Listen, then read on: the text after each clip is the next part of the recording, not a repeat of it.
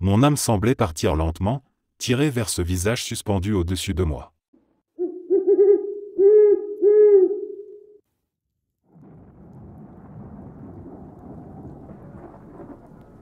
J'ai toujours été sceptique en ce qui concerne le paranormal, mais les événements récents me font sérieusement remettre en question tout ce que je croyais.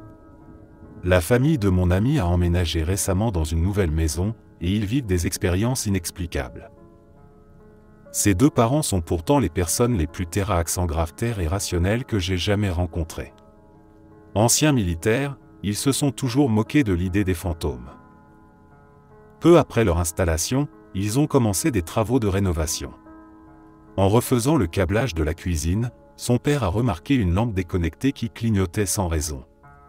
Il entendait aussi régulièrement des pas à l'étage alors que personne ne s'y trouvait, mais on a mis ça sur le compte du vieux plancher qui craque.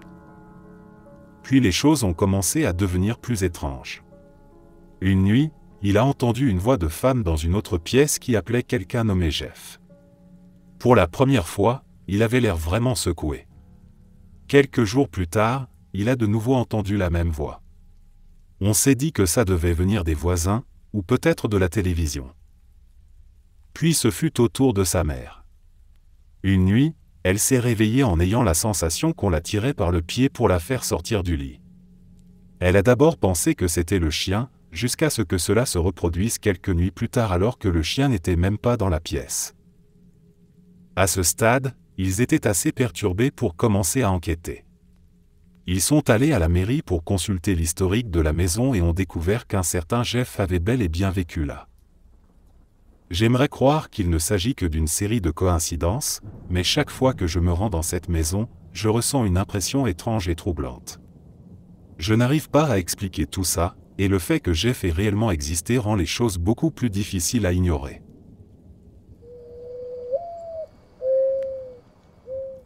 Quand j'étais petite, vers l'âge de 10 ans, je me souviens avoir promené mon chien dans un terrain vague de mon quartier quand, soudainement, je sais, ça paraît complètement aléatoire, une sorte de petit squelette ailé, de la taille d'une poupée Barbie, peut-être, est apparu. Je me rappelle qu'il me fixait à environ 1 mètre de distance. Mon chien le regardait aussi, ce qui m'a fait comprendre que je n'étais peut-être pas en train d'imaginer la scène. Et oui, on sait tous que les enfants ont beaucoup d'imagination, mais à cet âge-là, on peut déjà faire la différence entre ce qui sort de notre tête et ce qui se passe réellement. Cette apparition étrange n'a duré que quelques secondes, jusqu'à ce que ce spectre, ou quoi que ce soit, décide de s'envoler. Mon chien l'a suivi un moment. Moi, j'ai couru jusqu'à la maison, terrifié. Évidemment, mes parents m'ont interrogé. Honnêtement, je n'avais pas envie de leur raconter tout de suite, car je savais qu'ils risquaient de ne pas me croire et de dire que je l'avais inventé. À ma grande surprise, c'est leur réaction qui m'a encore plus bouleversé. J'ai vu la peur dans leur visage. Ils semblaient vraiment me croire, car ils savaient que je n'étais pas une fille portée sur les histoires fantastiques. Malheureusement, eux non plus n'ont jamais su expliquer ce que j'avais vu. J'en ai parlé à très peu de gens, et chaque fois j'ai eu des réactions similaires. Certains m'ont dit qu'ils me croyaient, peut-être par politesse, je ne sais pas. Alors j'ai décidé de laisser cette histoire de côté et d'attendre qu'en grandissant, une explication rationnelle me vienne. Aujourd'hui, j'ai 31 ans. Même si ce souvenir est généralement enfoui, il m'arrive encore d'y repenser très clairement. Et parfois, ça me donne envie de pleurer. J'ai l'impression que j'ai besoin d'une réponse.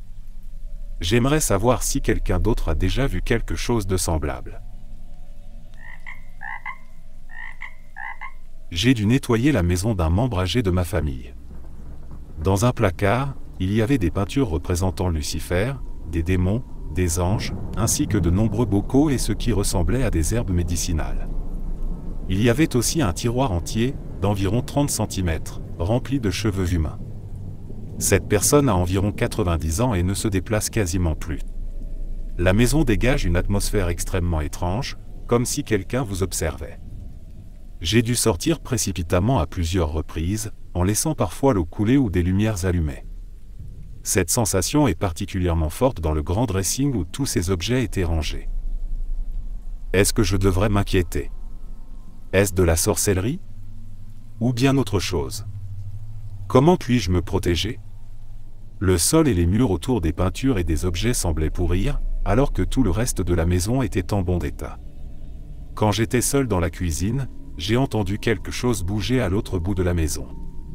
Ma mère et mon bébé étaient dehors, la maison était vide, sauf s'il y a une chance minime qu'une personne s'y cache. J'avais mon fils dans un porte-bébé sur le dos et il se penchait sur le côté comme pour jouer à cache-cache, alors qu'il n'y avait personne d'autre dans la pièce. L'ambiance était vraiment mauvaise et étrange, et même après m'être douché, je me sentais sale et mal à l'aise.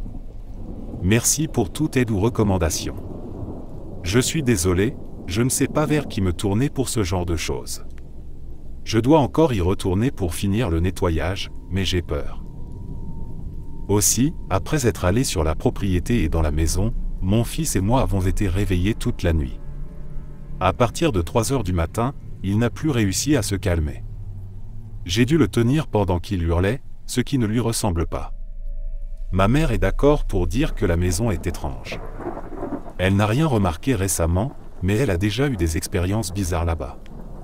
D'autres personnes ont entendu des portes claquer, des bruits de pas, ou ont eu l'impression d'être observées. Quand je dis que j'ai dû fuir, ce n'est pas une image. J'ai littéralement couru dehors. Je ne pouvais pas rester.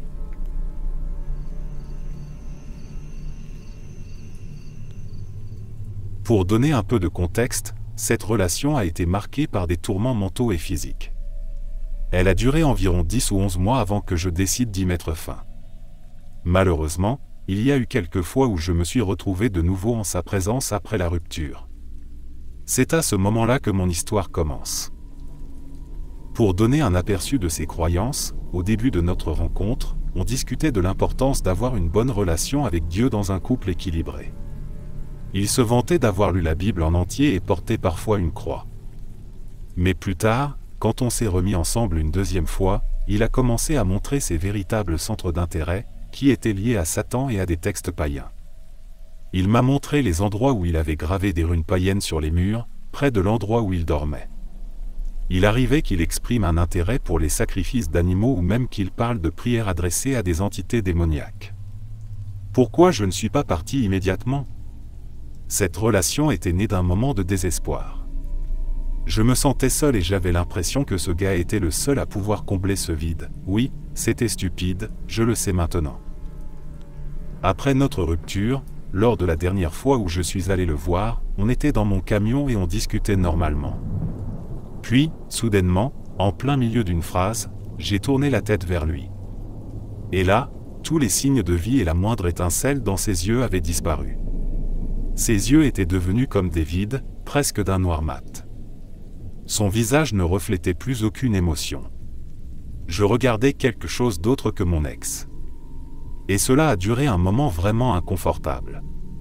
À ce moment-là, mon cerveau a été envahi d'une peur immense et j'ai eu un instinct irrépressible de fuir. Je n'avais jamais rien vu de tel auparavant. Je me suis senti comme une proie juste avant d'être tué par un prédateur. J'ai entendu parler de ce qu'on appelle le regard narcissique, et je sais que ça pourrait être aussi simple que ça, mais mon instinct me dit qu'il y avait quelque chose de bien plus étrange dans cette rencontre.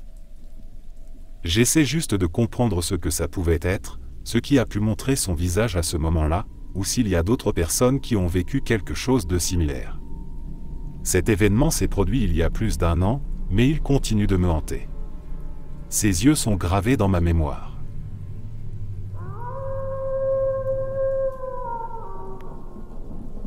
Je suis actuellement enceinte de 4 mois d'un petit garçon. Mon mari et moi avons du mal à trouver un prénom pour lui. Nous avons perdu plusieurs amis et membres de notre famille très proches ces dernières années, et je sens souvent leur présence autour de moi. Depuis que je suis enceinte, j'ai cette impression constante qu'il y a quelque chose ou quelqu'un qui m'observe.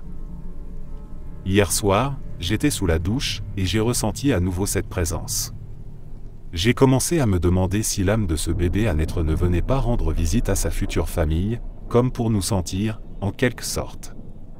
J'ai aussi pensé au meilleur ami de mon mari, qui a été tué en octobre 2023, et dans ma tête, je lui ai dit « Ne me regarde pas sous la foutue douche ».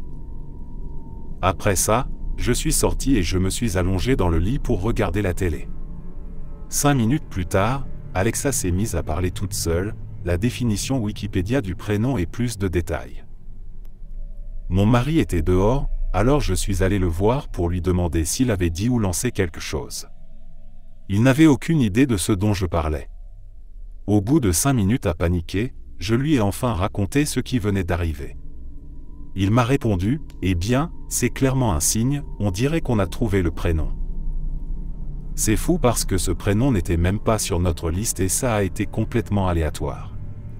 Le plus étrange, c'est que j'avais pensé à l'âme ou l'esprit du bébé à peine 10 à 15 minutes avant. Ce qui est encore plus marquant, c'est qu'on hésitait justement à nommer notre fils en hommage au meilleur ami de mon mari. Et puis il y a eu ça. Je suis encore sous le choc. J'ai déjà l'habitude de communiquer avec des personnes décédées, donc ce genre de choses ne m'est pas complètement inconnu, mais je ne suis pas habitué à recevoir ce genre de message pour moi, seulement pour les autres. Alexa nous a donné le prénom de notre fils hier soir. Est-ce que quelqu'un a déjà vécu quelque chose de semblable ?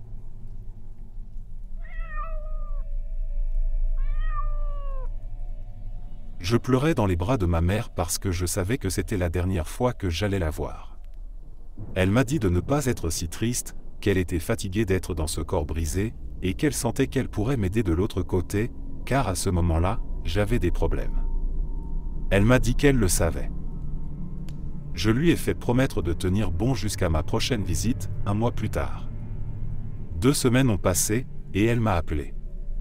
Elle était si faible que c'est ma fille, qui vivait chez elle à l'époque, qui tenait le téléphone contre son oreille. Elle m'a demandé de la laisser partir. C'était comme si le temps s'était arrêté. Sans même réfléchir, j'ai prononcé les mots qui lui disaient que je l'aimais de tout mon cœur et de toute mon âme, et qu'elle pouvait s'en aller. Le fait qu'elle me remercie et me dise qu'elle m'aimait en retour, ce fut la dernière fois que j'ai entendu sa voix. Elle est décédée ce soir-là, à 11h, et elle a emporté avec elle toutes les couleurs de ma vie. Quelques mois ont passé. Il nous est arrivé, à plusieurs reprises, de sentir son parfum. Un jour, j'ai vu une lumière semblable à une plume passer derrière mon fils, qui m'a dit avoir eu l'impression qu'on lui caressait la tête. Toutes ces choses, je les ai d'abord mises sur le compte de mon imagination ou de mon désir de croire, jusqu'à ce qu'un jour, un ami m'a présenté à un vieil homme dont il s'occupait. C'était un vétéran de 2 guerres. Je l'ai invité à passer le 4 juillet avec ma petite famille, et on l'a traité comme un roi. C'était un moment merveilleux. Il a remarqué que ma voiture était garée dans l'allée, capot ouvert, parce que j'étais en train d'y travailler. Il m'a dit qu'il n'avait plus besoin de sa voiture et qu'il voulait me la donner. Après un peu d'insistance de sa part, j'ai accepté mais seulement à condition de lui faire des paiements. Je me suis dit que c'était une bénédiction. Quelques semaines plus tard, il commençait à pleuvoir. J'avais emmené ma sœur au magasin, et je l'attendais dans la voiture. J'ai commencé à pleurer parce que ma mère me manquait terriblement, quand quelque chose m'a poussé à sortir et aller voir à l'avant de la voiture. Je me suis d'abord opposé à cette idée, en pensant qu'il pleuvait, mais cette sensation est devenue plus forte. Alors je suis sorti, sous la pluie, et j'ai vu. Il y avait une vieille tête de clown de Noël, coincée sur l'antenne. Et dessus, il y avait un mot, J-O-Y. Ma mère s'appelait Joy. J'en ai parlé à ma sœur, et on a toutes les deux senti que c'était un signe d'elle. Je ressens encore sa présence parfois. Croyez ce que vous voulez, mais ma fille est décédée il y a 3 ans, et son fils, qui est autiste, a commencé à lui parler quelques semaines après sa mort. Mon fils l'a également vu dans notre maison. Ne croyez pas ceux qui disent qu'il n'y a rien après la mort. Au contraire, je pense qu'il y a tout. Simplement, nous ne pouvons pas encore le voir.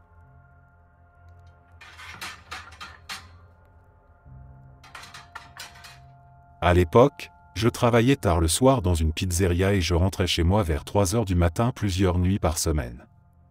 Je vivais alors avec 3 colocataires. Un soir, je suis rentré vers 3h30 et je suis monté dans ma chambre. Je me changeais, et pendant que je changeais mes vêtements, dans ma tête, je me suis dit, j'ai trop faim, demain matin je vais prendre un peu des Cheerios de Monica, l'une de mes colocataires, avant qu'elle se réveille. Puis je me suis couché. Je me réveille vers 7 heures du matin et je descends à la cuisine. Tous mes colocataires sont là, rassemblés, et Monica est en train d'expliquer quelque chose au groupe. Je demande ce qui se passe. Elle me dit qu'elle était allongée dans son lit, sur son téléphone, quand elle a entendu quelqu'un dans la cuisine dire qu'il allait prendre ses chariots. Alors elle est sortie pour dire « Non, tu ne peux pas en prendre » et quand elle est arrivée, il n'y avait personne. Tout le monde était un peu paniqué, parce que chacun était censé être dans sa chambre à ce moment-là. Alors oui, ça pourrait être un cas de somnambulisme ou quelque chose du genre, mais elle m'aurait forcément vu, et il y avait un décalage entre le moment où j'ai pensé à prendre ses céréales, vers 3h30, et celui où elle a entendu la voix dans la cuisine, vers 6h. Ce délai est étrange. J'ai tellement d'autres histoires bizarres liées à cette maison, mais pour celle-ci, je pense qu'on avait affaire à un esprit farceur. Monica a aussi dit que la voix qu'elle avait entendue ne ressemblait à aucune des nôtres. Cela m'est arrivé à Formosa, en Argentine, quand j'avais 6 ans. Encore aujourd'hui, je n'arrive pas à bien l'expliquer, et chaque fois que je raconte cette histoire, j'en ai des frissons. Ma mère était partie faire des courses et ma grand-mère, qui vivait avec nous, n'était pas à la maison ce jour-là. J'étais donc seul à m'occuper de ma petite sœur, qui venait de naître. C'était une après-midi très calme, mais lourde, de celle où l'air semble épais et tout est silencieux. Je m'en souviens parfaitement parce que c'était juste avant le coucher du soleil. J'étais assis dans le salon, en train de regarder ma petite sœur dormir, quand j'ai entendu frapper à la porte de derrière. Ce n'était pas normal, on ne passait jamais par cette porte-là. Alors je me suis approché prudemment. J'ai regardé par la fenêtre, et j'ai vu ma mère. Ou du moins, quelqu'un qui lui ressemblait exactement. Mais quelque chose clochait. Elle n'avait pas de sac, elle semblait arriver de loin, et ses cheveux étaient un peu en désordre. Ses vêtements étaient sales, comme si elle avait traversé un champ. Et ses yeux, je ne saurais pas comment l'expliquer, mais ce n'étaient pas ceux de ma mère. Il n'y avait pas de lumière, pas d'expression. C'était comme regarder une version vide d'elle-même. Elle m'a parlé, en souriant, « Viens, mon amour, viens un petit moment derrière. » Je lui ai dit non.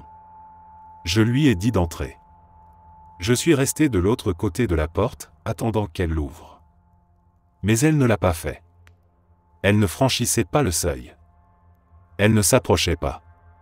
Elle restait là, figée devant la porte, comme si quelque chose l'en empêchait. Et elle répétait sans cesse, « Allez, viens. Juste un petit moment. » J'ai eu si peur que j'ai commencé à reculer. Je lui ai dit que je ne voulais pas sortir, que si elle voulait quelque chose, elle n'avait qu'à entrer. Mais elle ne bougeait pas. Puis elle s'est mise à s'éloigner, sans me tourner le dos, me regardant fixement tout le long, sans cligner des yeux. Elle s'est dirigée vers le fond, vers les arbres, là où la lumière commençait déjà à disparaître.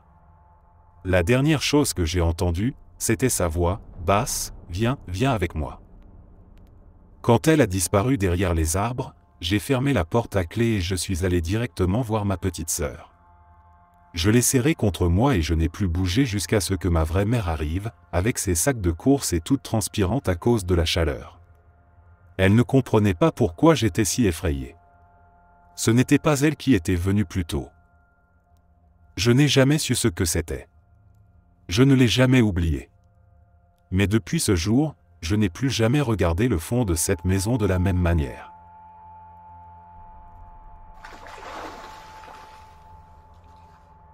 Cela m'est arrivé quand j'étais en classe de première, et je ne sais toujours pas si c'était un rêve ou quelque chose de plus. J'aimerais vraiment savoir si quelqu'un d'autre a déjà vu ou vécu quelque chose de similaire.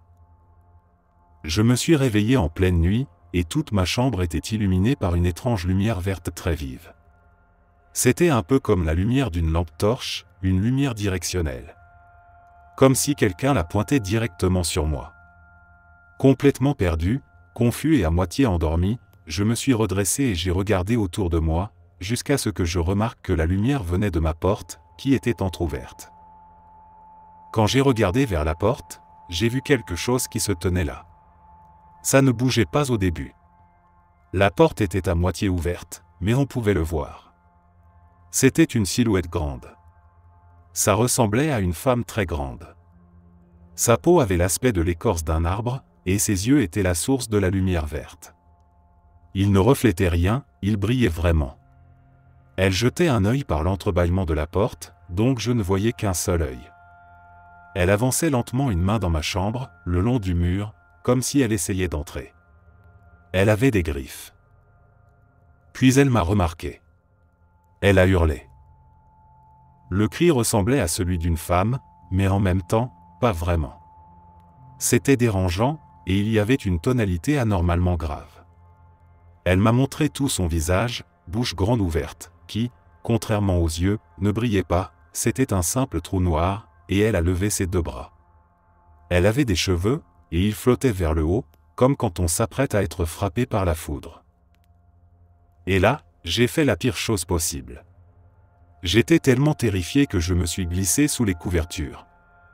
Oui. Je pouvais encore l'entendre hurler. Le cri s'éloignait de plus en plus, jusqu'à disparaître complètement. Quand j'ai osé regarder de nouveau, la lumière verte avait disparu. La chose aussi. La porte était toujours entr'ouverte et tout était redevenu normal. Comme si rien ne s'était passé. Je ne l'ai jamais revu depuis. Je n'ai aucune idée de ce que c'était. Mais ça ne ressemblait pas à une paralysie du sommeil, puisque je pouvais bouger, me redresser, réagir. Ça semblait réel. Beaucoup trop réel. Est-ce que ça pourrait être une hallucination? Mais même dans ce cas, est-ce qu'une hallucination réagirait aussi précisément à mes propres gestes, comme si elle avait conscience de moi?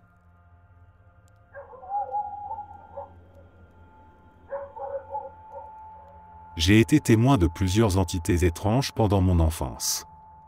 Le plus ancien souvenir que j'ai remonte à quand j'avais 4 ou 5 ans. Je me suis réveillé et j'ai vu une coccinelle ramper sur le mur de ma chambre, alors je suis allé dans la chambre de mes parents pour qu'ils s'en occupent. Mon père travaillait de nuit à cette époque, donc il n'y avait que ma mère et moi dans la maison. Quand je l'ai réveillée, je me souviens qu'elle était surtout préoccupée par le fait que je ne portais pas de chaussettes, elle avait peur que j'attrape froid. Bref, elle m'a pris dans ses bras et a commencé à me ramener dans ma chambre quand, tout à coup, dans l'embrasure de la porte, se tenait une silhouette humanoïde qui portait ce qui ressemblait à une combinaison spatiale complète. Elle avait un casque rond, de type casque d'astronaute qui couvrait tout le visage. Ma mère et moi avons toutes les deux poussé un cri de surprise, et je ne me souviens plus de rien après ce moment-là. Elle se souvient vaguement de cette nuit, mais ne se rappelle pas avoir vu une silhouette dans l'encadrement de la porte. Ce qui est étrange, c'est que quand j'étais plus jeune, chaque fois que j'étais malade ou que j'avais de la fièvre, j'avais des hallucinations extrêmement vivaces. Tellement intenses que ça faisait peur à ma mère, parce qu'elle disait que je pointais du doigt des choses avec les yeux grands ouverts, des choses que moi seul pouvais voir. Et je me souviens effectivement avoir vu des choses dans la maison, mais je ne pourrais pas dire exactement quoi. J'aimerais pouvoir remonter le temps et revivre ces souvenirs avec mon esprit d'aujourd'hui.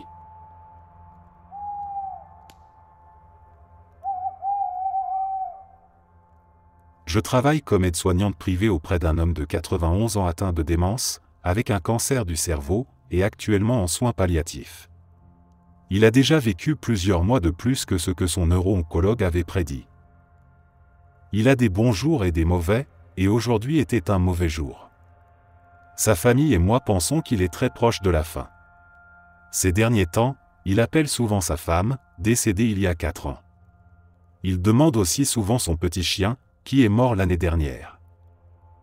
Aujourd'hui, j'étais assise à son chevet, je lui tenais la main et je lui caressais doucement la tête pour le calmer, car il avait été agité et anxieux toute la journée.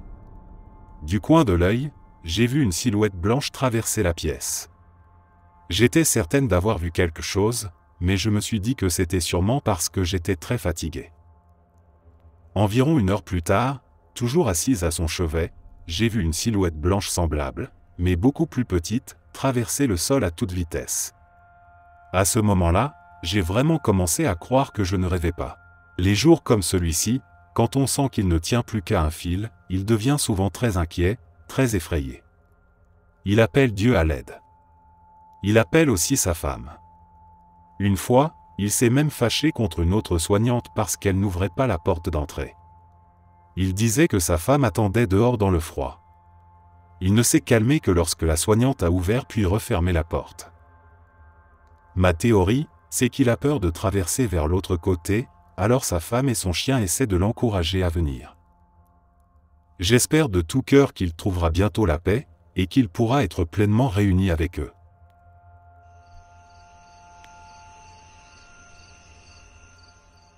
Quand j'étais en 2e année d'université, j'ai reçu un message sur Facebook de la part d'un cousin dont je ne connaissais même pas l'existence. Il vivait en Belgique et c'était un cousin au second degré du côté de ma mère, nous sommes d'origine sicilienne. Il avait 1 an de plus que moi, était très amical, et parlait un anglais parfait, il l'avait appris en écoutant Eminem. On était ravis de se retrouver, et on l'a invité à venir passer quelques semaines chez nous, dans le New Jersey. Au début, tout allait très bien, dîner en famille, sortie avec mes amis, la routine. Il était pâle, mince, presque comme un mannequin, avec des cheveux noirs de jais. Mais il a rapidement été frustré en réalisant que tous mes amis avaient déjà des copains. C'est là que les choses ont commencé à devenir étranges. Il s'est mis à faire des commentaires déplacés sur mon apparence, surtout quand je portais des vêtements moulants. Des remarques comme « Je parie qu'il t'a arraché ça de ton corps ». Ensuite, il a commencé à m'insulter, salope, pute etc. alors que j'étais moi-même en train de gérer une relation toxique, instable, avec mon petit ami de l'époque. Puis il m'a envoyé une photo de moi petite, dans la baignoire, et m'a dit « Regarde-toi toute nue ». J'ai prévenu ma mère, mais elle a minimisé la situation en disant simplement que c'était un Européen bizarre. J'étais furieuse. J'ai commencé à l'éviter, ce qui était très gênant puisqu'il vivait chez nous. On s'est disputé de plus en plus. Il m'a dit que je déménageais juste pour aller me comporter comme une salope. C'était devenu émotionnellement épuisant. Un soir, après une grosse dispute, j'ai manqué mon appel hebdomadaire avec mon copain dans l'armée. J'ai claqué la porte de ma chambre, j'ai pleuré jusqu'à m'endormir, et j'ai fait un rêve incroyablement vif dans lequel ma maison était hantée. Je me suis réveillé à 3 heures du matin, le cœur battant, et quelques secondes plus tard, le cadre en verre accroché à mon mur depuis des années s'est décroché soudainement et m'est tombé dessus. J'ai commencé à entendre de la musique et à entendre l'eau du robinet couler toute seule. J'ai fini par dormir par terre, dans le salon. Le lendemain matin, au petit déjeuner, mon cousin m'a lancé un sourire étrange, presque complice, comme s'il savait quelque chose. Je n'ai rien dit. Il repartait dans quelques jours. Après son départ, l'énergie dans ma chambre restait étrange. Même en plein jour, je me sentais mal à l'aise. Je me réveillais à 3 heures du matin tous les soirs, même si je m'endormais à 1h30. Une amie est venue, est entrée dans ma chambre, et a immédiatement dit « Cette pièce a une mauvaise énergie ». Elle est repartie peu de temps après. J'ai finalement décidé de passer une nuit blanche et d'aller voir un prêtre le lendemain. En me maquillant, j'ai baissé les yeux vers mon téléphone, et en relevant la tête, une énorme empreinte de main, plus grande qu'une main humaine, était apparue sur mon miroir. Venue de nulle part. On a appelé le prêtre immédiatement. Il est venu et a fait une bénédiction, mais pendant la prière, il a dit qu'il avait été touché et que le miroir était un portail. Il l'a aspergé d'eau bénite et a affirmé que l'énergie était très intense. Mais au lieu que ça s'arrête, ça a empiré. Un pot à crayon a traversé ma chambre. Ma mère et moi avons entendu des bruits de fracas pendant la nuit. Mes petits frères ont commencé à faire des cauchemars dans lesquels des monstres étaient dans ma chambre. Et ensuite, ma mère a commencé à recevoir des appels du vieux numéro de portable de mon père décédé. Aucun son. Juste du silence. On a essayé de retrouver la trace du numéro. Il n'existait plus. On a eu une deuxième bénédiction, presque une forme d'exorcisme. Et après ça, enfin tout s'est arrêté. Plus aucune perturbation. Mais voici ce qu'il y a de plus étrange. On a fouillé les poubelles de la chambre d'amis après son départ. On y a trouvé un reçu pour un CD de gospel et un colis provenant d'un funérarium dans le Vermont, expédié via eBay. Il pesait entre 1 et 2 kilos. On n'a jamais su ce qu'il y avait dedans. Et puis, les statues religieuses de mon grand-père, qui se trouvaient dans la chambre, avaient toutes été tournées face au mur. Ma grand-mère s'était mise à serrer son crucifix dès qu'il passait près d'elle. Elle disait que ses yeux étaient noirs. Elle jurait aussi l'avoir vu apparaître à différents endroits de la maison, trop rapidement pour que ce soit humainement possible. Ma mère a fini par l'appeler pour exiger des explications. Il a tout nié, alors on l'a bloqué. Mais quelques mois plus tard, alors que j'étais retourné à la fac, il s'est présenté à notre porte. Depuis la Belgique. Il avait l'air hagard, épuisé, et avait des griffures sanglantes sur la poitrine. Il a dit qu'il avait besoin de se confesser. Ma mère l'a rencontré dans un Starbucks, avec le prêtre, et encore une fois, il a nié toute implication. Ce fut la dernière fois que nous l'avons vu. Jusqu'à aujourd'hui, nous ne savons toujours pas ce qui s'est vraiment passé. Un jour, il a dit quelque chose comme « J'ai vendu mon âme pour être beau ». Peut-être qu'il plaisantait. Mais aujourd'hui, je n'en suis plus si sûr. Le château de Niedzika, également appelé château de Dunajec, est un château médiéval du XIVe siècle entouré de nombreuses légendes, ce qui lui vaut sa réputation de lieu le plus hanté. Il est ouvert aux visiteurs, mais selon moi, pour y passer la nuit, il faut avoir des contacts pour pouvoir organiser un accès. En mai 2019, mes parents, mon ami de l'époque, nous avions 16 ans, et moi avons eu l'occasion de passer la nuit au château de Niedzika durant notre voyage en Pologne. La famille de ma mère, qui vit à Varsovie, connaît quelques guides touristiques. Étant jeune et facilement impressionnable, ma mère n'a rien dit à propos de la réputation hantée du château avant notre arrivée, afin de ne pas nous effrayer. Nous n'avions donc aucune idée des histoires qui circulaient sur le château et la ville. Plus tard dans la nuit, alors que nous étions allongés dans le lit installé dans une des colonnes du château, tout allait bien. Soudainement, une énergie lourde et négative a envahi la pièce et s'est imposée à nous deux.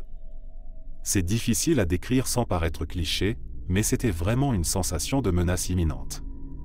Comme si quelque chose nous disait de ne pas regarder autour de nous et de garder les yeux fixés sur l'écran.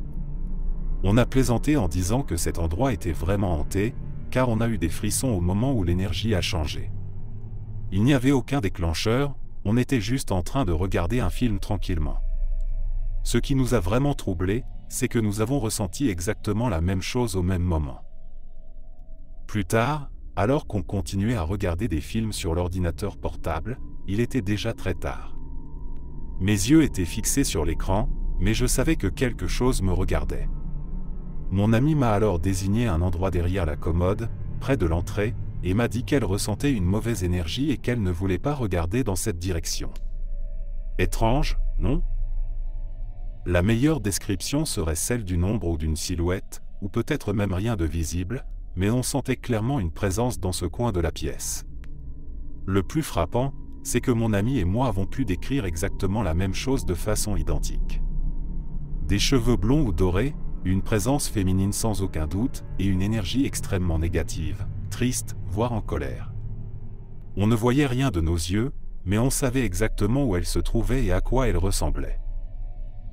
Le plus angoissant, c'était cette impression constante d'être observé par quelque chose qui ne voulait pas de notre présence. Au moment où on a reconnu cette présence et compris à quoi elle ressemblait, on s'est blotti l'une contre l'autre, complètement figés par la peur. Mes parents dormaient dans la chambre principale juste à côté. J'aurais pu crier pour les réveiller, mais on ne pouvait pas. On était collés dans le lit, paralysés, on riait nerveusement tout en essayant d'éviter de croiser le regard de cette présence étrange. Je ne sais pas si elle était en colère contre nous ou si c'était juste un esprit triste ou en colère en général. On a fini par s'endormir. On n'a reçu aucun message clair ou intelligible. C'était simplement une intuition très forte qu'une jeune femme blonde était là avec nous. Le lendemain matin, on a vite fait nos valises et on est parti. On a évidemment raconté notre nuit à mes parents. Ma mère était très mal à l'aise. Ce qu'elle ne nous avait pas dit, c'est la légende du château de Niedzika, qui raconte l'histoire d'une femme ayant vécu là il y a des centaines d'années et qui aurait été assassinée. Selon certains, elle aurait été jetée dans le puits du château, d'autres versions parlent d'un autre mode de mise à mort. Son esprit ne quitterait jamais le château, car elle y protégerait quelque chose, ou quelque chose dans ce genre. J'ai trouvé très peu de sources détaillant cette histoire, et je n'ai jamais lu le témoignage de quelqu'un d'autre ayant vécu une expérience similaire. Ce que j'aimerais vraiment savoir après cette expérience, quelles sont les chances que ce soit un témoignage réel, sachant que nous étions deux à vivre exactement la même chose? Est-ce qu'une silhouette translucide, une orbe, une image mentale ou une forme de télépathie est quelque chose de fréquent pour un esprit humain? L'histoire, dont nous ne savions absolument rien, semble vraiment correspondre.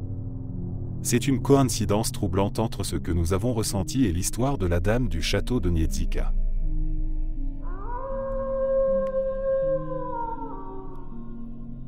Ma famille possédait une maison, et quand j'ai eu mon premier enfant à l'âge de 20 ans, j'ai décidé d'y vivre seul. La nuit, j'entendais souvent des bruits de pas ou des courses dans les couloirs. Un soir, alors que j'étais sous la douche, j'ai commencé à entendre ces bruits de pas aller et venir dans le couloir, juste devant la porte. D'habitude, quand j'entendais ces bruits, je me mettais à crier pour savoir qui dans la maison faisait tout ce vacarme. Mais ce soir-là, je savais que j'étais seul. J'avais travaillé toute la journée et ma famille gardait mon enfant. J'entendais les pas encore et encore. J'ai décidé de prendre mon courage à deux mains et de vérifier ce que c'était. Je suis sorti de la douche, j'ai mis une serviette, j'ai ouvert la porte et regardé dans le couloir. Là, j'ai vu une main agrippée au mur. J'étais terrifié. Comme je l'ai dit, je savais que personne n'était censé être là. Ma première pensée a été qu'un intrus s'était introduit dans la maison. Mais je savais que ce n'était pas possible. J'ai plusieurs chiens, et s'il y avait eu un intrus, ils auraient fait un vacarme fou. Je ne comprenais pas ce que j'avais vu. En pensant que j'avais peut-être imaginé tout ça, j'ai essayé d'ignorer ce moment, je me suis habillé et je suis sorti de la salle de bain. Une fois habillé, je me suis installé dans le salon. Depuis là, j'avais une vue directe sur le couloir. Et c'est là que j'ai vu un visage apparaître depuis ma chambre, comme s'il me regardait. J'ai couru hors de la maison aussi vite que possible. Peu de temps après, j'ai déménagé et je ne suis jamais retourné dans cette maison. Ce qui rend cette histoire encore plus troublante, c'est que le visage que j'ai vu, je le connaissais. C'était celui de ma grand-mère, décédée 10 ans plus tôt, dans cette même maison. Quand j'étais petite, elle jouait à cache-cache avec mes frères et sœurs et moi. Elle se cachait au coin du mur, montrait juste sa main, puis apparaissait en criant. C'est exactement ce que j'ai vu ce soir-là. Elle essayait encore de jouer avec moi. Mon enfant me disait aussi qu'il jouait avec la dame.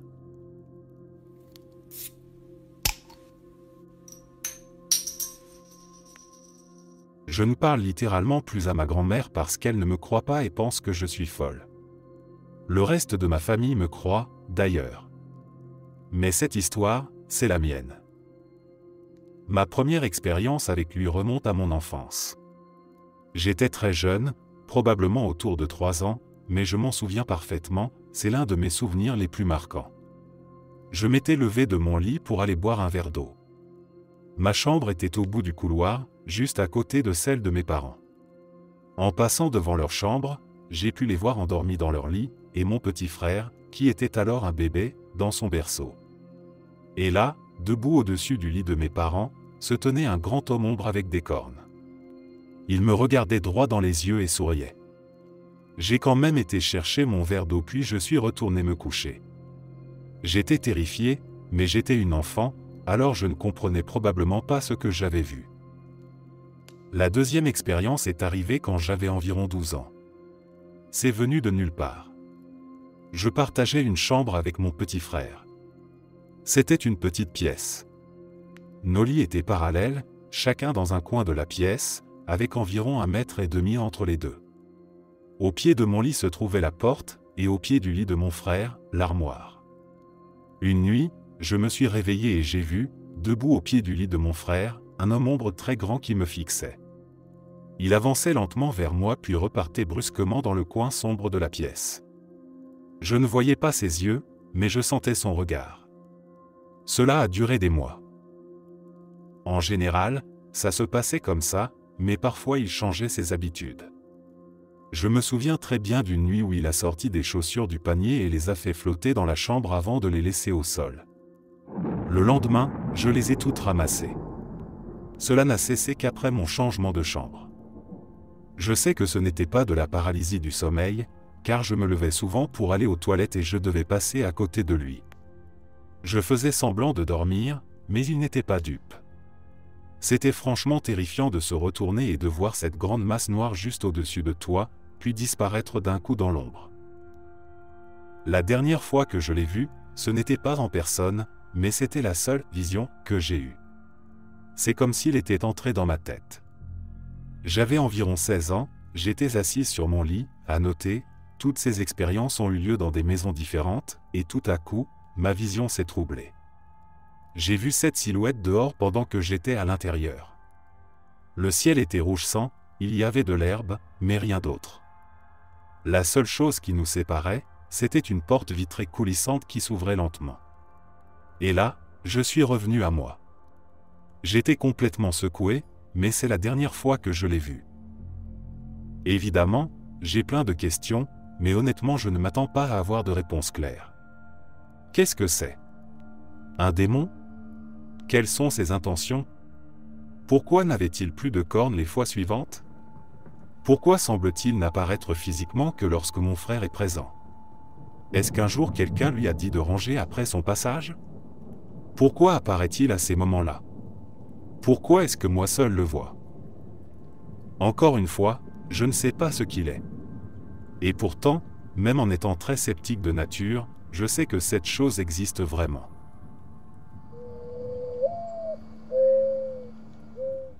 Quand j'étais au début de la vingtaine, j'avais un groupe d'amis qui vivaient au milieu de nulle part, au bout d'un très long chemin de gravier, avec 2 portails. L'un se trouvait juste à la sortie de la route principale, ensuite il y avait une colline, un bout de chemin, puis un deuxième portail assez haut, à hauteur d'épaule, avec une clôture en bois un peu plus basse, environ à mi-chemin. Des pins très denses bordaient la route des 2 côtés, jusqu'à environ 6 mètres de la maison. Un soir, on arrivait en voiture et, par malchance, c'est moi qui ai hérité de la corvée du portail. D'habitude, ça ne me dérangeait pas, parce que la procédure était simple. La personne ouvrait le portail, la voiture passait, on refermait le portail, on remontait en voiture, et on répétait ça au deuxième portail. Sauf que ce soir-là, le conducteur était de mauvaise humeur pour une raison inconnue, donc il a accéléré en passant le portail et a continué sur la colline. J'étais donc seul dans le noir sur un chemin de gravier très long, hors de vue de la maison. Ce n'était pas vraiment terrifiant, mais ce n'était pas super agréable non plus. J'ai allumé une cigarette et j'ai commencé à marcher. Je ne saurais pas dire exactement combien mesure ce chemin, mais il fallait un certain temps pour le parcourir à pied, surtout que le gravier était assez profond pour qu'on puisse facilement se tordre la cheville même en plein jour. Donc j'avançais un peu plus lentement que d'habitude. J'avais peut-être fait une dizaine de pas quand la nuit est devenue complètement silencieuse. C'était déjà très calme là-bas, vu l'éloignement et tous ces foutus pins, mais on entendait toujours des insectes, des chauves-souris, parfois un coyote, les chiens de la maison, les chèvres, les chevaux. Là, plus rien. Je me suis sentie un peu nerveuse, alors j'ai écrasé ma cigarette et accéléré un peu.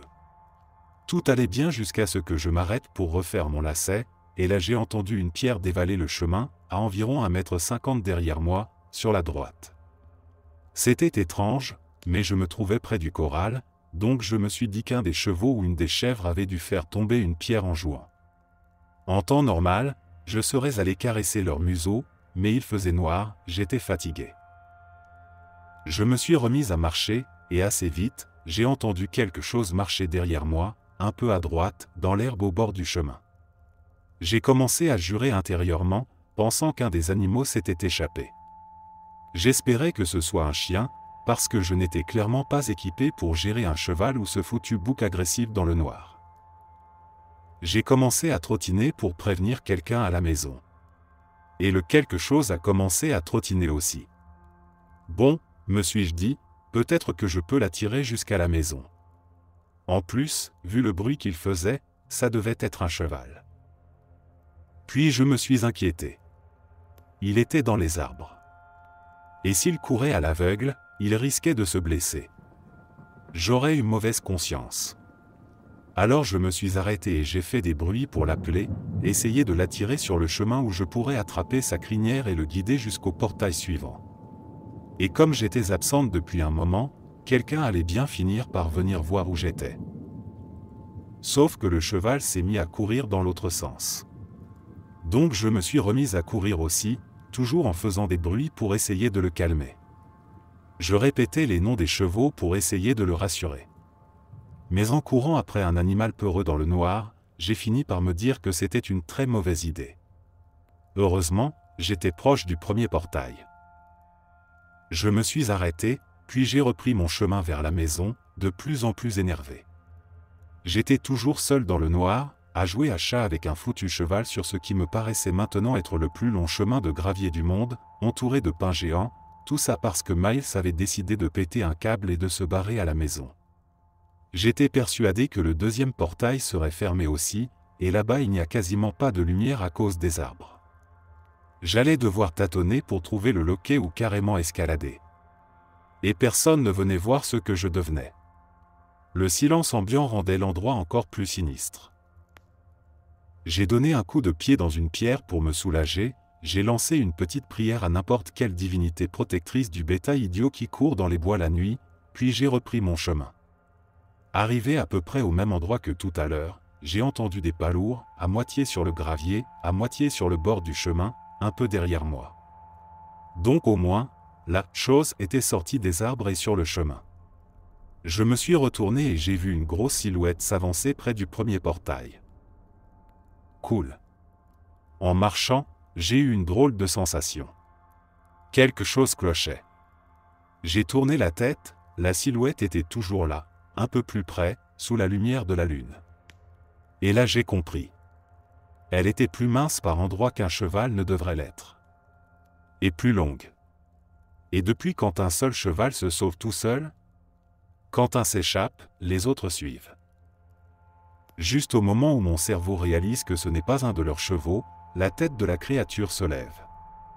Et clairement, ce cou était bien trop long et fin, sa tête aussi. Et j'ai déjà vu les reflets des yeux d'un cheval ou d'un cerf. Et ça, ce n'était pas pareil. La chose a commencé à remonter le chemin. J'avais une bonne avance, donc j'ai commencé à courir. Je regardais derrière de temps en temps et elle me suivait en trottinant, presque comme un cheval. Mais clairement, ce n'en était pas un. Une partie de moi voulait encore croire que c'était juste un cheval malade, que c'était pour ça qu'il avait l'air si étrange. J'ai enfin atteint la colline. Une fois en haut, il ne me restait plus que 10 mètres jusqu'au deuxième portail, et j'étais à mi-chemin de la maison. La montée s'est bien passée. Le portail était bien fermé, et comme prévu, le loquet était une vraie saloperie.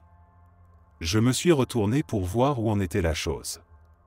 Elle était encore à une distance raisonnable. Je me suis permis une petite audace. Je suis monté sur la clôture et je me suis assise, face au chemin. La créature a continué à trottiner, puis s'est arrêtée. Elle a même baissé la tête, comme si elle broutait. C'est à ce moment-là que j'ai entendu qu'on criait mon nom. Mes amis avaient enfin réalisé que je n'étais toujours pas à la maison. La tête de la créature s'est redressée d'un coup, puis elle a pris la fuite en direction de la colline, emportant le silence avec elle. Mes amis m'ont retrouvé près de la clôture. Je leur ai tout raconté. Ils ont juré que tous les chevaux étaient dans l'écurie. Aucun n'était sorti cette nuit-là. Et le voisin le plus proche avait vendu les siens depuis qu'il avait décidé de vendre sa ferme après la mort de sa femme. De toute façon, aucun cheval errant n'aurait pu franchir les clôtures. Surtout pas un animal malade, vu la difficulté. J'ai fini par leur dire que je ne pensais pas que c'était un cheval. Ils ont rigolé et m'ont demandé si j'avais mangé des champignons dans le pré. Pour me faire plaisir, on a quand même vérifié les clôtures ensemble. Rien de cassé, aucune porte ouverte. Je ne sais toujours pas ce que c'était. Je le saurai probablement jamais. Je n'ai pas eu réellement peur, mais à partir de ce soir-là, j'ai toujours pris la place du milieu sur la banquette arrière. Par précaution.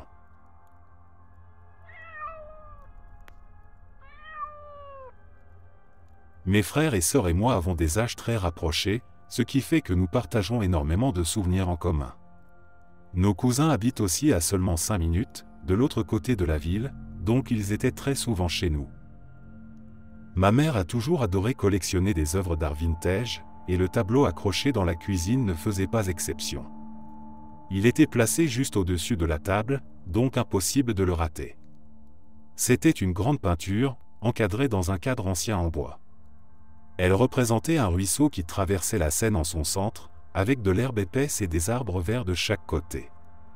Dans le coin inférieur droit de la peinture, un homme se tenait debout, l'air un peu perdu. Il portait des vêtements usés, une chemise bleue foncée à boutons, un pantalon couleur kaki, un chapeau de paille et un petit panier en osier. On ne pouvait pas voir son visage. Mes frères, sœurs, cousins et moi nous souvenons tous très clairement de cet homme. On en parlait souvent entre nous, inventant des histoires sur ce qu'il faisait là, où il allait, ce qu'il cherchait. C'était plutôt normal pour des enfants de donner vie à un personnage dans un tableau. Ce tableau est resté accroché au-dessus de la table de la cuisine pendant au moins 10 ans. Quand nous étions petits, on y faisait très attention. Mais en grandissant, vers nos années préadolescentes et adolescentes, on a cessé d'en parler ou même de le regarder. Et puis, un jour, c'est comme si l'homme s'était enfui du tableau. Il n'était tout simplement plus là. Nous étions tous stupéfaits. Vraiment confus, voire un peu effrayés. Nous avons demandé à notre mère où il était passé. « Quel homme ?» a-t-elle répondu.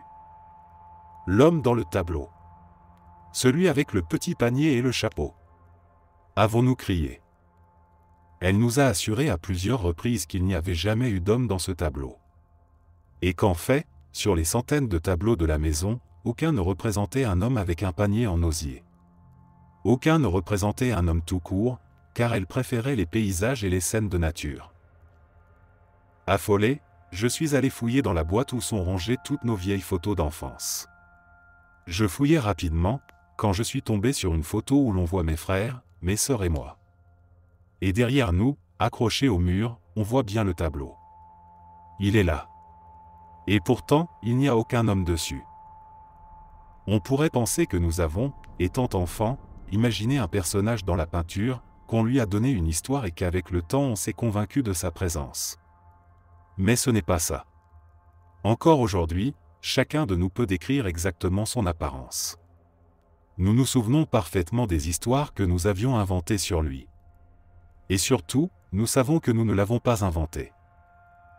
À ce jour, ma mère affirme qu'il n'y a jamais eu d'homme dans ce tableau. Même ma tante et ma grand-mère, qui venaient chez nous presque tous les jours, disent n'avoir jamais vu d'homme dedans. Je sais que les enfants sont souvent plus sensibles au paranormal. Peut-être que cet homme était un fantôme qui hantait ce ruisseau, ou bien le peintre lui-même, apparaissant dans sa propre œuvre. Qui sait? Finalement, la peinture a été retirée de la cuisine et remplacée par une plus récente.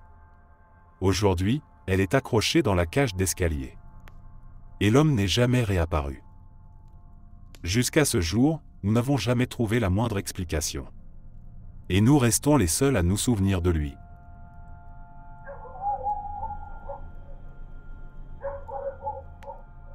Mon histoire se déroule dans l'endroit le plus improbable, un enterrement de vie de garçon. Il y a longtemps, je travaillais comme agent de sécurité de nuit dans une auberge hantée, située au bord de l'eau sur Long Island. Mon horaire était de 22h à 7h. Je n'ai jamais rien vu de bizarre. Beaucoup d'employés affirmaient avoir vu des choses. Il n'en revenait pas que je fasse ma ronde dans tout ce grand complexe, seul, la nuit. Pourtant, il ne m'est jamais rien arrivé. Des années plus tard, un de mes amis allait se marier, et par hasard il a réservé une grande chambre, dans cette même auberge pour fêter ça. C'était une magnifique soirée d'été, vers 19h. Le soleil brillait encore, et on se trouvait dans une auberge au bord de l'eau. On était 6 types à boire quelques bières avant d'aller faire la tournée des bars. Nous étions installés dans un petit salon, en demi-cercle, face à un étrange petit placard encastré sous un escalier, qui ne faisait même pas partie de notre chambre. Quand j'ai attaqué ma deuxième bière, un souvenir m'est revenu de cette partie de l'hôtel. Je rappelle que je n'avais jamais vu quoi que ce soit d'étrange. Mais d'autres, oui. Un soir d'été tout aussi beau, plusieurs années auparavant, une dame âgée vêtue entièrement de blanc avait réservé une chambre. Ce jour-là, j'étais arrivé plus tôt au travail pour gagner un peu plus en faisant le bagagiste. On m'a demandé de l'accompagner à sa chambre.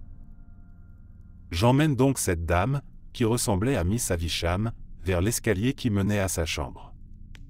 Celle-ci se trouvait juste à côté de la chambre où aurait lieu la soirée de l'enterrement de vie de garçon, des années plus tard.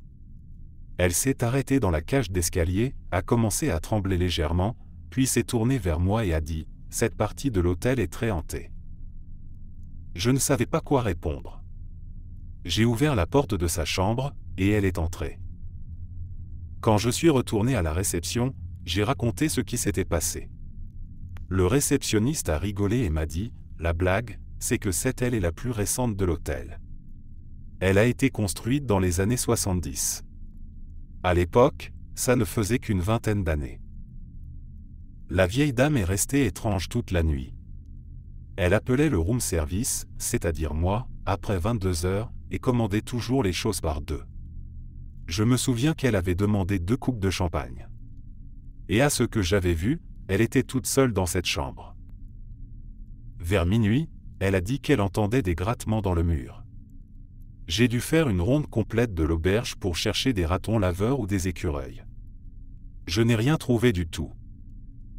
20 ans plus tard, je me retrouve dans cette même aile, dans la chambre voisine de celle qu'elle occupait.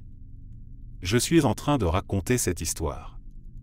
Et comme si c'était prévu, au moment même où je termine, une petite loquet bizarre du placard se soulève avec un bruit de clinque, et la minuscule porte s'ouvre lentement.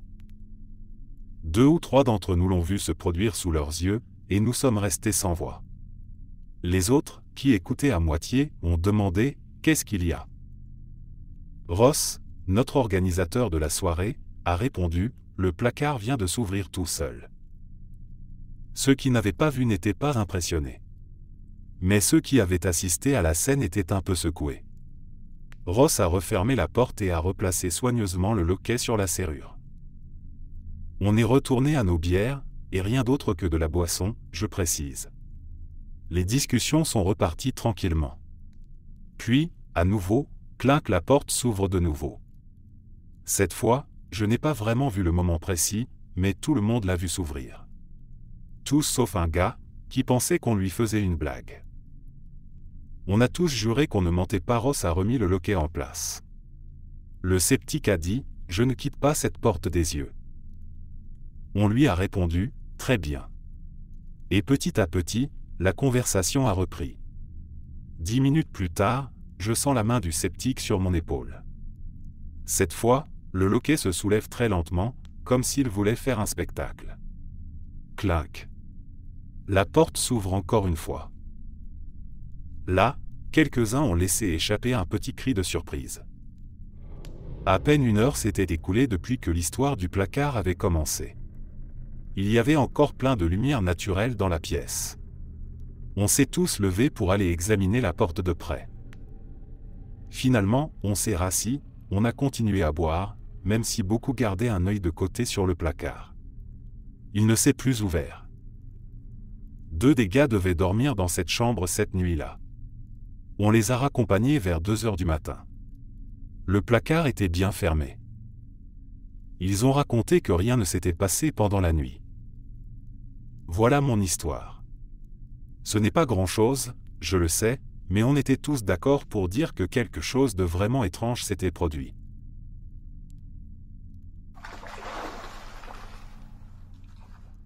Je me sens folle de dire cela, mais par le passé, j'ai vu ceux qui étaient partis. Je dis par le passé car j'ai cherché de l'aide auprès de différents médiums et psychiques pour savoir comment bloquer cela. J'ai fini par réussir. Avant cela, j'étais à la maison et soudainement, j'ai été tiré mentalement ailleurs. J'étais légèrement en hauteur et je regardais ma tante, qui était bien vivante. L'environnement autour de moi était blanc, mais pas aveuglant. Il y avait comme une structure à cet endroit, mais elle n'était pas visible, comme si c'était plus que du 3D, si cela a du sens. Ma tante souriait et disait « N'est-ce pas merveilleux ici ?» Je remarque à droite 2 formes humaines brunâtres au loin. J'ai instantanément su que l'une était ma grand-mère, sa mère, mais je ne connaissais pas la seconde. Leur présence était sérieuse et stricte, jamais comme elle, ma grand-mère, ne m'était apparue avant. Je savais que quelque chose était sérieux. Je savais d'une manière ou d'une autre que je devais dire à ma tante qu'elle devait revenir. Elle ne voulait pas. Elle venait de devenir grand-mère, des enfants qu'elle adorait et qui étaient sa vie. Je lui ai dit, et eux ? As-tu une idée de ce que cela ferait de savoir qu'il y a quelqu'un qui t'aime autant mais que tu n'as jamais rencontré et à qui tu n'as aucun lien ? Elle s'est tournée vers la silhouette brunâtre près de ma grand-mère, puis m'a regardé de nouveau. À cet instant, j'ai su que c'était son père, qui était décédé quand elle avait 4 ans. Ma grand-mère les avait élevés, et ma tante n'avait entendu que combien son père l'aimait. À cet instant, tout était fini. Je suis revenu dans ma chambre et j'ai trouvé cela tellement bizarre, je ne savais pas quoi en penser. Elle avait subi une opération de routine et la famille a dit que tout s'était bien passé et qu'il fallait venir la voir le matin pendant les heures de visite. Quand je suis arrivé, sa fille m'a dit, on l'a perdue sur la table d'opération, mais elle est vivante maintenant et elle est toujours dans le coma. J'ai encore des frissons en écrivant cela, je n'arrivais pas à y croire. Je suis allé dans sa chambre à l'ICU avec ma mère, sa sœur. Nous sommes restés en silence jusqu'à ce que ma mère me pose une question. J'ai commencé à parler et environ 2 minutes plus tard, la main de ma tante a commencé à s'étirer vers ma voix et elle a commencé à s'étouffer avec le tube respiratoire. Elle était éveillée. La famille est entrée plus tard, mais elle ne faisait que me regarder avec des yeux choqués. Ils ont demandé pourquoi elle faisait ça. Les infirmières ont dit que ça pourrait être dû au choc. Le lendemain, sa fille lui a apporté des photos de ses enfants, ses petits-enfants. Elle a regardé la première pendant à peine 1 seconde, puis a de nouveau tourné son regard vers moi avec ce regard choqué. Je lui ai dit, c'est merveilleux que tu sois là pour voir ça. Elle m'a donné un léger sourire, a hoché la tête, puis a regardé les photos. Son regard choqué, toujours dirigé vers moi, pendant les jours suivants était ce regard de « est-ce que ça s'est vraiment passé ?» Ma tante et moi n'en avons jamais parlé. Aussi fou que cela puisse paraître, je sais que je suis allé de l'autre côté et que j'ai aidé à la convaincre de revenir. J'étais moi-même en déni jusqu'à ce qu'elle se réveille en entendant ma voix, qu'elle ne regardait que moi, qu'elle ne voulait que moi là, et pas ses propres filles. Mon expérience, là où j'étais, c'était un savoir total, une mixture de paix, de calme, de contentement et de bonheur, et il n'y avait aucun concept du temps, si ce n'est l'infini là-bas et une vie qui dure l'espace d'un clin d'œil. Si vous êtes allé jusqu'ici, merci d'avoir pris le temps de lire mon expérience. Je ne m'attends pas à ce que quiconque y croit, personne ne l'a fait, mais j'apprécie la chance de pouvoir la partager.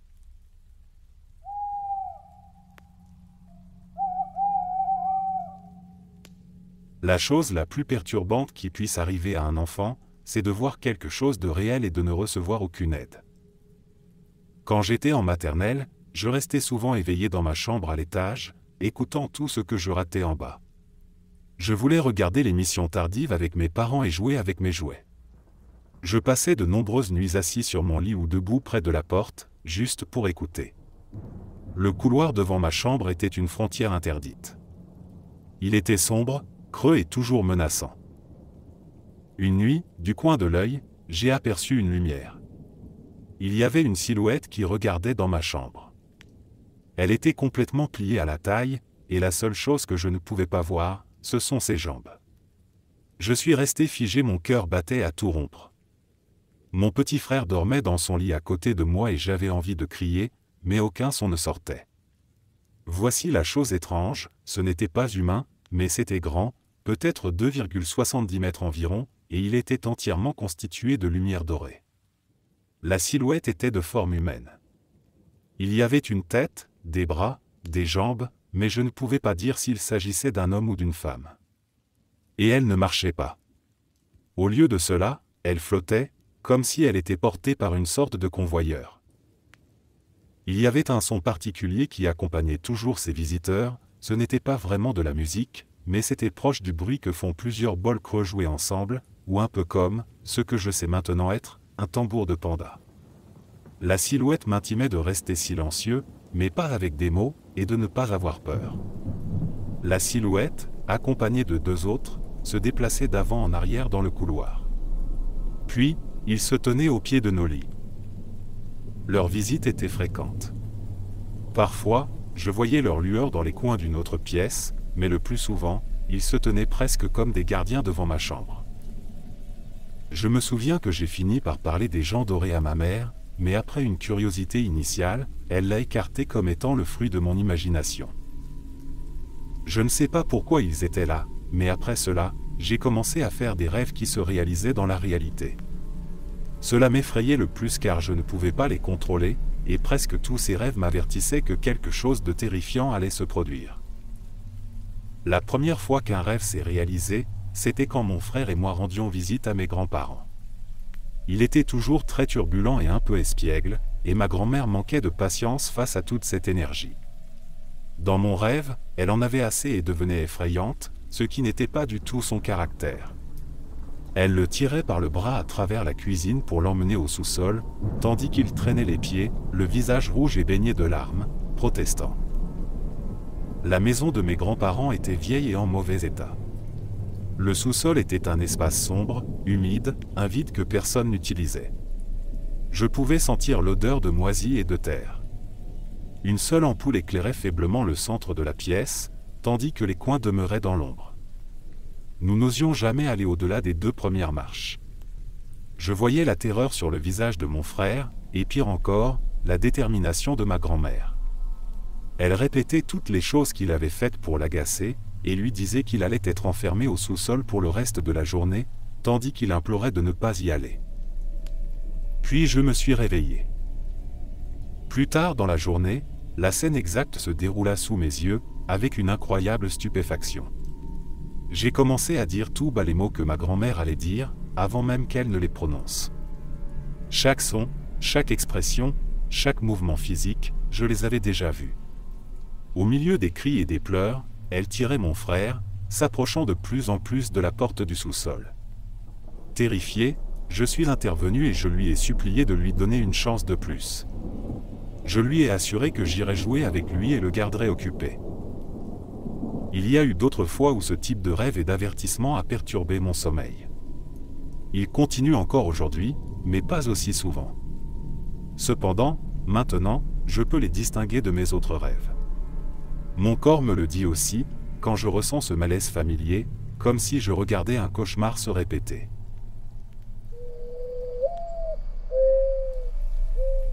Quand j'avais 14 ans, mon ami et moi sommes allés chez son petit ami de l'époque pour fumer. Dès qu'on est arrivé, les lumières LED dans sa chambre ont changé de couleur. On a commencé à rigoler en disant qu'il y avait un fantôme dans la maison. Il a dit que des choses bizarres comme ça arrivaient tout le temps. Mon ami et moi avons commencé à fumer, mais elle est restée complètement sobre. À un moment donné, le petit ami de mon ami était assis près de la fenêtre, face à la porte. Mon ami était sur le lit, également face à la porte, en train de me parler. Moi, j'avais le dos tourné à la porte, mais j'étais à environ 2 pieds d'elle. En plein milieu de notre conversation, on entend 3 coups frapper à la porte. Je me suis retourné si vite après le premier coup pour voir les 2 autres. La porte a été frappée avec tellement de force qu'elle s'est enfoncée sur les 2 charnières, en haut et en bas, à 2 endroits complètement différents. J'ai vu la serviette posée près du bas de la porte sauter.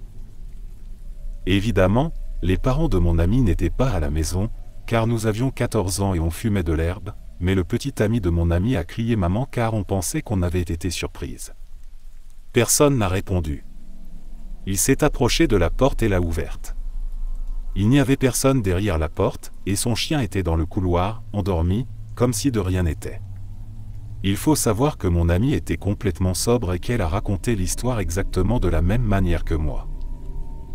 J'ai commencé à paniquer et je lui ai dit qu'on devait partir immédiatement. Son petit ami nous a raccompagnés chez nous, et en chemin, je lui ai demandé s'il avait des fantômes dans la maison ou si quelqu'un y était mort. Il nous a dit que sa sœur s'était suicidée dans la maison. Apparemment, des choses étranges se produisaient tout le temps là-bas, et mon amie, chaque fois qu'elle traînait avec lui, avait d'autres histoires à raconter. J'avais 5 ans. Je suis allé sur ma planche de surf pour attraper des tortues de l'autre côté d'une crique du lac où nous avions une caravane permanente. J'ai tendu la main pour en attraper une et j'ai glissé. Je ne savais pas nager. Je touchais le fond avec seulement un pied d'eau au-dessus de ma tête. Je me suis poussé vers le haut, à peine en train de sortir ma bouche de l'eau. Je criais à l'aide, mais je n'ai pu dire que « H » avant de replonger sous l'eau. J'ai retenu ma respiration aussi longtemps que je pouvais, puis j'ai finalement cédé. Mon corps a fini par se forcer à essayer de respirer de l'eau. Mon corps est devenu très chaud puis extrêmement froid. Une sorte de paix m'a envahi et je l'ai accepté, puis ce fut juste le noir. Je me suis réveillé sur le rivage, de l'autre côté de la crique, de l'eau sortant de mon nez et de ma bouche. J'ai levé les yeux et j'ai vu un homme qui s'éloignait. Chauve, sans chemise, avec des shorts en jean coupés. Aucune idée de combien de temps j'étais inconscient, mais le soleil commençait à se coucher. Avant, il y avait beaucoup de lumière dans l'eau pendant que je me noyais. Je me souviens qu'avant cet incident, j'étais complètement différent. Ma personnalité, etc., a totalement changé. J'ai aussi commencé à vivre des choses vraiment étranges qui ne cessent de s'aggraver. J'ai maintenant 40 ans. Trop nombreuses pour être comptées. Des enfants pleurant dehors sous ma fenêtre la nuit jusqu'à mes 20 ans, des objets qui bougent dans ma chambre. Plusieurs fois, j'ai eu des gens avec moi quand ces choses se sont produites, et ils étaient littéralement effrayés à mort. J'ai été visité par des gens que je connaissais dans mes rêves. Quand je les recherche le lendemain, ils sont décédés, ils ne parlent pas dans mes rêves s'ils sont morts. Cela m'est arrivé plusieurs fois. Des bruits de personnes marchant autour de moi ou, dans de rares occasions, m'effleurant, une main sur l'épaule, me prenant la main, etc. Plus tôt cette semaine, je me suis réveillé avec un homme debout au-dessus de moi, hurlant dans mon visage. Ce matin, je me suis réveillé avec un couple, un homme et une femme d'une quarantaine d'années, qui me criaient dessus, debout dans ma chambre. Cela se produit dans l'espace entre le sommeil et l'éveil. Plusieurs fois, j'ai vécu ce que la plupart des gens qualifieraient de poltergeist, marchant près de moi ou à une distance à laquelle je peux l'entendre, puis une lueur brillante apparaît, que l'on peut voir uniquement dans un miroir ou un reflet, comme sur un verre ou une télévision éteinte, et instantanément, la présence lourde disparaît. Il y a un endroit que je connais, et la nuit, j'entends des enfants jouer et rire dans les bois. Peu importe l'heure, ils sont toujours là, à rire et à se poursuivre. Ma liste pourrait littéralement continuer indéfiniment. Je crois que je suis peut-être coincé quelque part entre deux mondes. Je ne suis pas sûr qu'il existe un terme pour ça.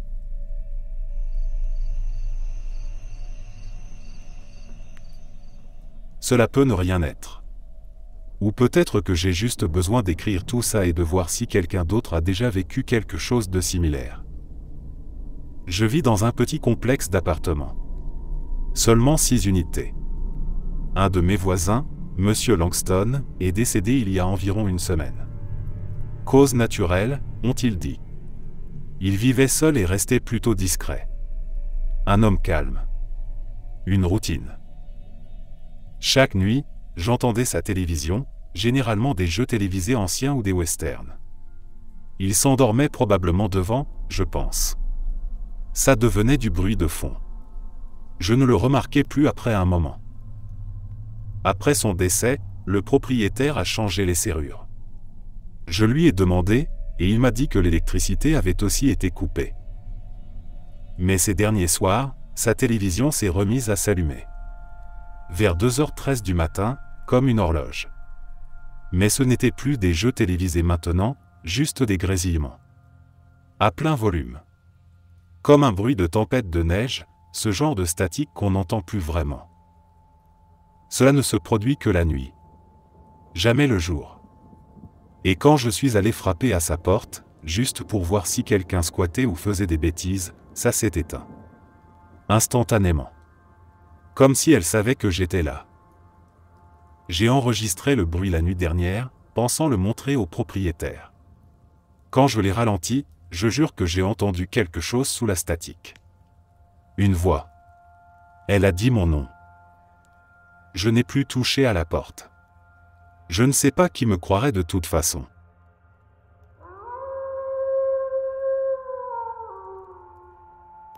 Il y a environ 20 ans, quelque chose d'intéressant m'est arrivé. J'étais dans un supermarché avec ma femme, et pendant que nous parcourions les rayons, à un moment donné, je me suis rendu compte que, à part ma femme qui me parlait, tout semblait être devenu silencieux. Au début, je ne l'ai pas trop remarqué, mais à mesure que je restais silencieux et que seule ma femme me parlait, j'ai levé la tête du rayon sur lequel je regardais et j'ai regardé autour de moi. C'est alors que je me suis rendu compte qu'à part ma femme et moi, personne ne bougeait. Il m'a fallu quelques secondes pour comprendre ce que je voyais en observant autour de moi. Il y avait des gens à la caisse figés dans l'acte de scanner des articles, des gens figés à mi-pas, littéralement figés dans le processus de faire avancer leurs pieds de manière telle qu'il serait extrêmement difficile de maintenir l'équilibre pendant longtemps, comme s'ils étaient en train de déplacer leur poids d'un pied à l'autre. En réalisant que les gens autour de moi ne bougeaient pas, j'ai alors regardé partout autour de moi, espérant voir quelqu'un bouger, mais je n'ai vu que la même chose partout où je regardais. Cela m'a pris quelques secondes pour comprendre ce que je voyais, car je n'avais aucune idée de ce qui se passait. Après avoir pris un moment pour traiter ce que je voyais, j'ai d'abord pensé que c'était une de ces farces avec des caméras cachées ou des expériences sociales avec une caméra cachée, comme celle que je voyais sur Internet. Avec cette idée en tête, j'ai alors contourné le rayon et j'ai marché entre les allées pour observer tout le monde, essayant de les piéger avec le moindre mouvement, afin de confirmer ma suspicion. Mais personne que j'ai observé n'a bougé d'un pouce. J'ai alors erré entre les rayons, scrutant les environs pour voir où les caméras pourraient être cachées. C'était un supermarché où j'étais venu de nombreuses fois auparavant, et rien ne semblait hors de l'ordinaire. Il n'y avait pas de nouveaux rayons mystérieux et il n'y avait eu aucun changement par rapport à la veille ou au jour précédent pour indiquer qu'une caméra aurait pu être cachée. Pendant tout ce temps, à part ma femme qui me parlait, il n'y avait aucun bruit et aucun mouvement. C'est difficile à décrire à quel point c'était silencieux, car nous sommes toujours entourés de sons dans notre environnement. Il n'y avait même pas de réverbération du son de la voix de ma femme alors qu'elle me parlait. J'ai alors contourné le rayon et l'allée à côté de ma femme, puis je l'ai poussée doucement plusieurs fois en appelant son nom et en lui demandant de s'arrêter et de regarder autour d'elle. Au début, elle n'a pas répondu, pensant probablement que je rigolais, comme je le fais souvent. J'ai insisté, et quand elle a levé les yeux du rayon pour me regarder, je lui ai dit de regarder autour d'elle. Je ne lui ai pas dit ce que je voyais, car à ce moment-là, je n'étais pas sûr de ce que je voyais. Elle m'a alors demandé ce qu'elle devait chercher, et je lui ai répondu en lui demandant si elle pouvait voir le moindre mouvement, ou entendre un son. C'est alors qu'elle a réalisé la même chose que moi quelques minutes plus tôt, que tout s'était arrêté. Même les frigos qui n'étaient pas loin de nous ne faisaient aucun bruit. Nous avons tous les deux regardé autour de nous, abasourdis par ce que nous voyions, perplexes face à ce qui se passait. À ce moment-là, une bonne partie de moi pensait encore qu'il s'agissait d'une farce bien montée avec des caméras cachées, alors je restais attentif pour essayer de les repérer. Ma femme m'a alors demandé si je savais ce qui se passait et pourquoi rien ne bougeait. Je lui ai répondu que je n'en savais rien, et à ce moment-là, nous étions tous les deux en train de regarder une des caissières qui se penchait en avant à la caisse pour prendre un article à scanner pour un client. Nous la regardions car sa position corporelle n'était pas une que l'on pourrait maintenir longtemps sans tomber en avant.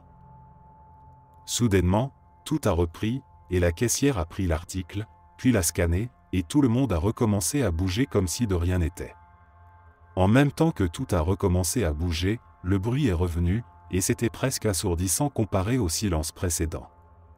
C'est là que j'ai réalisé que même les frigos ne faisaient aucun bruit auparavant, car jusque-là je ne m'en étais même pas rendu compte. Il y avait des gens qui parlaient, des pas, les bips des scanners qui scannaient les articles à la caisse, et j'entendais même le système de climatisation, ce que je ne remarque normalement pas. Nous sommes restés là pendant quelques minutes, silencieux, essayant de traiter ce qui venait de se passer, et pendant ce temps, une partie de moi espérait toujours voir une caméra, ou quelqu'un venir nous dire que c'était juste une blague, bien que je ne puisse pas expliquer ce silence extrême avant que tout ne redémarre avec tout le bruit. Après un moment, en réalisant que nous ne pouvions pas expliquer ce qui venait de se passer, ma femme et moi avons pris les autres articles et avons continué notre journée, bien que nous ne cessions de repenser à ce qui s'était passé, toujours sans parvenir à trouver une réponse. Je poste ceci ici parce que je voudrais savoir si quelqu'un sait ce que nous avons vécu, si cela a un nom ou si quelqu'un d'autre a eu une expérience similaire. Même maintenant, après 20 ans, je n'ai toujours aucune idée de ce qui s'est passé et ce que j'ai vécu. J'ai essayé de chercher quelque chose de similaire pour pouvoir le lire et le comparer à ce que nous avons vécu, dans le but d'en apprendre plus à ce sujet. Tout conseil, aide ou piste serait grandement apprécié.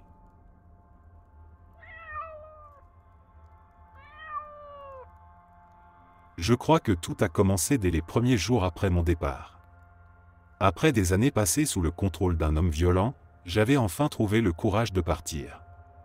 J'avais signé les papiers, rassemblé mes affaires et trouvé un petit appartement modeste mais calme, loin de tout ce qui me rappelait ma vie d'avant. Je me souviens très bien de ma première nuit. Je me suis endormi avec une sorte de soulagement étrange, un vide, une fatigue qui me rongeait jusqu'aux os. Mais au milieu de la nuit, je me suis réveillé en sursaut. J'avais le souffle court. Mon cœur battait si fort que j'avais l'impression qu'il allait exploser. En ouvrant les yeux, j'ai levé la tête. Et là, sur le plafond, j'ai vu son visage immobile, les yeux ouverts. Il me regardait et ce n'était pas un rêve. Je ne pouvais pas bouger. J'étais figé, incapable de crier, incapable de détourner le regard. Une sensation de froid intense m'envahissait. Et puis j'ai senti quelque chose de terrifiant. C'était comme si mon énergie se faisait aspirer hors de mon corps. Je suffoquais, littéralement. Mon âme semblait partir lentement, tirée vers ce visage suspendu au-dessus de moi. Quand j'ai enfin retrouvé mes forces, j'ai bondi hors du lit. J'ai couru jusqu'à la lumière. En l'allumant, j'ai vu une étrange fumée grise disparaître lentement dans le coin du plafond. Je suis resté là, haletante, incapable de comprendre ce que je venais de vivre. Je me suis dit que j'étais fatigué, que j'étais traumatisé, que c'était sûrement une illusion née du stress et de la solitude. Mais les jours passaient et les nuits devenaient pires. Chaque soir, je me couchais avec la peur de me réveiller. Et chaque nuit, c'était la même chose. Parfois je le voyais. Parfois je sentais simplement sa présence, ou j'entendais son souffle, sa voix, juste derrière mon oreille. J'ai commencé à douter de moi-même. Je pensais perdre la tête. Je ne parlais de rien à personne, de peur qu'on me croie folle. Mais un jour, dans un magasin, j'ai croisé un ancien ami. Il m'a reconnu et on a échangé quelques mots. Et puis il a mentionné celui que j'avais fui. Il m'a dit qu'il allait très mal. Qu'il ne voyait plus personne. Qu'il passait ses journées enfermé chez lui, plongé dans des livres étranges. Il m'a dit qu'il faisait des rituels. Qu'il brûlait des choses. Qu'il parlait seul. Qu'il s'était plongé dans des pratiques occultes. J'ai senti mon estomac se tordre. J'ai su, à ce moment-là, que ce que je vivais n'était pas de simples cauchemars. Ce n'était pas du stress. Ce n'était pas mon imagination. C'était lui. Il continuait à m'atteindre, même à distance. Il avait trouvé une nouvelle manière de me garder sous contrôle. De retour chez moi, j'ai fouillé chaque pièce. Je ne savais pas ce que je cherchais. Mais je savais que je devais trouver quelque chose. Et c'est en déplaçant un vieux meuble dans la chambre que je l'ai vu. Derrière, coincé dans un trou du mur, il y avait un petit sachet en tissu. Dedans, il y avait des morceaux de bois taillés, des ficelles nouées et des mèches de mes cheveux. Mes cheveux.